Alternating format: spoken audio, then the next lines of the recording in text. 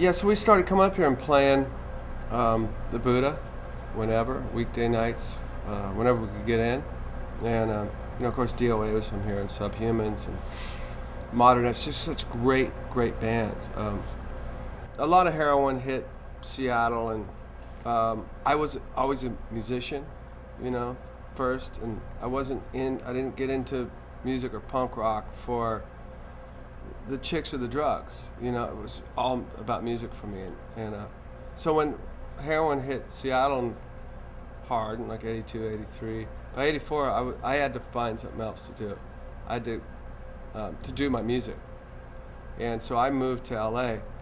Of course, it's kind of funny that I moved to LA, and then the band that we formed, got notorious for dope and drinking and everything. But that was later, and I didn't know that was coming, and that's fine.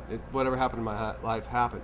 But Guns N' Roses started to get huge and turned into a big machine.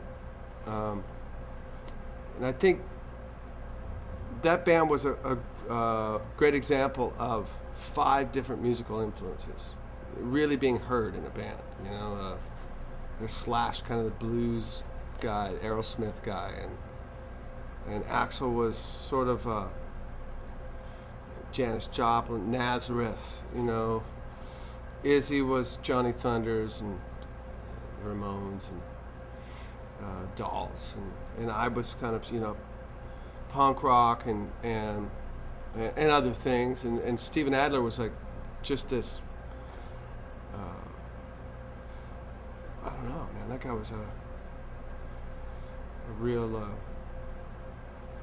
you can't really put a finger on what Steven was, but he definitely brought something to that band that I'd never seen. And but we started to kind of forget the roots that we had, and the band got big. There was no how-to video or anything, but what I found myself doing was starting to resent the band getting big because it's not punk rock. And punk rock was about doing it yourself and helping out the next band, and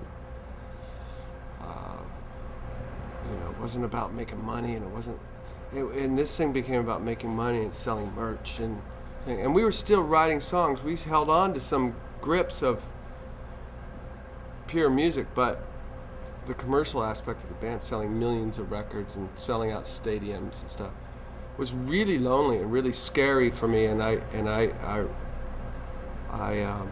resented it, and it was my punk rockness that resented it. And so I went through some pretty heavy parts of my life, points in my life, and I drank a lot, and did drugs a lot, and when I stopped doing that stuff, I started to realize a bunch of stuff, and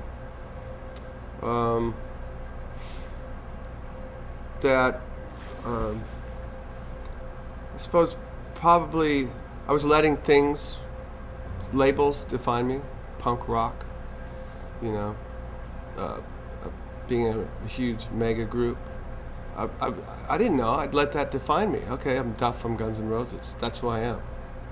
That's not who I am, I'm not Duff, the guy from the Farts or the Fastbacks, I'm me, and I play music, and you flash forward a bunch of years to now, and I'm pretty content with what I've done and what I'm doing now. And I'm glad I've had every experience I've had. I'm really, really lucky and fortunate that I was born in Seattle, born this close to Vancouver. I think maybe if I was from Boise or somewhere else, I wouldn't have had this experience. I wouldn't have, seen DOA countless times and really cut my teeth on a great scene that was up here.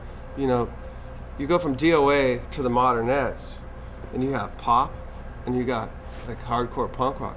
They're playing gigs together, and so I realized that all of that was okay early on. So I could listen to The Sweet, and I could listen to Black Flag, and I could listen to T-Bone Burnett and Prince and AC/DC, and it was okay.